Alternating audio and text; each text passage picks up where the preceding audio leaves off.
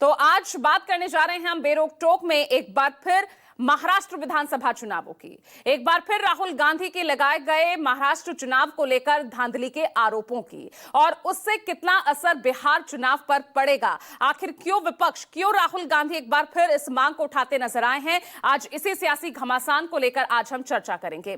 एक अखबार में अपने लेख के जरिए राहुल गांधी ने दावा किया कि 2024 के महाराष्ट्र विधानसभा चुनाव में मैच फिक्सिंग हुई थी और अब बिहार में भी इस मैच फिक्सिंग को दोहराया जाएगा।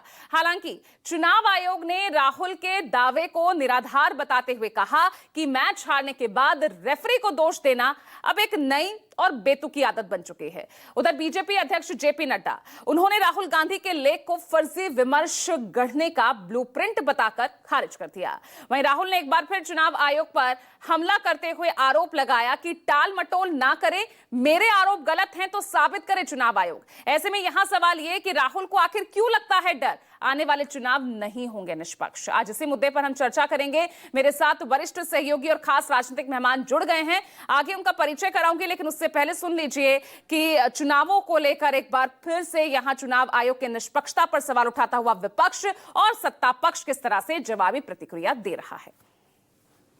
5 साल में 31 लाख नए वोट जुड़े महाराष्ट्र में 2019 और 2024 के बीच में, लेकिन 5 महीने में 41 लाख नए वोट कैसे जुड़ गए लोकसभा और विधानसभा के बीच में? आप अपना प्रोविजनल टर्नआउट जो 58.22% बताते हो शाम को 5 बजे और फाइनल टर्नआउट आप 66% बता देते हो, 8% का ये फर्क कैसे? हमने कहा चलिए वीडियोग्राफी जारी करिए, आज तक वीडियोग्राफी नहीं की, उल्टा नियम बदल दिए कि वीडियोग्राफी अब नहीं जारी करेंगे। देखिए, देश लोकतंत्र से चलता है और लोकतंत्र में जितना सत्ता पक्ष का अधिकार होता है उतने ही विपक्ष का भी अधिकार है।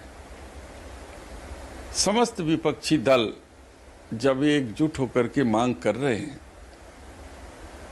कि ईवीएम से चुनाव न हो करके बैलेट्स पेपर से चुनाव हो, तो क्यों नहीं इलेक्शन कमीशन, क्यों नहीं सरकार जो है बैलेट से चुनाव करा करके हमें ये साबित कर दे कि हम गलत हैं। इसका मतलब ये है कि राहुल गांधी इन्होंने बिहार में अपनी हार मान ली है।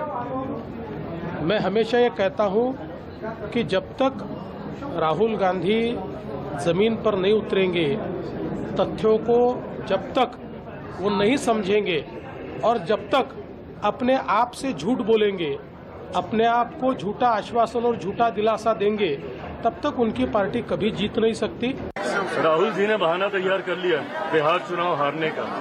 दिक्कत यही है इनमें, ये लोग ना सिर्फ बहाने ढूंढते हैं कि कैसे अपनी हार के ऊपर लीपापोती की जा सके, कभी आत्ममंथन चिंतन नहीं करेंगे।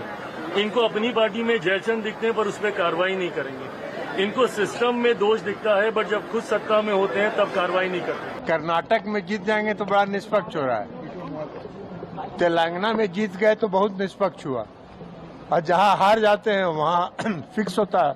उनका तरह का ही नॉन पॉलिटिकल आदमी, गैर राजनीतिक लोगों की बात का क्या जवाब है?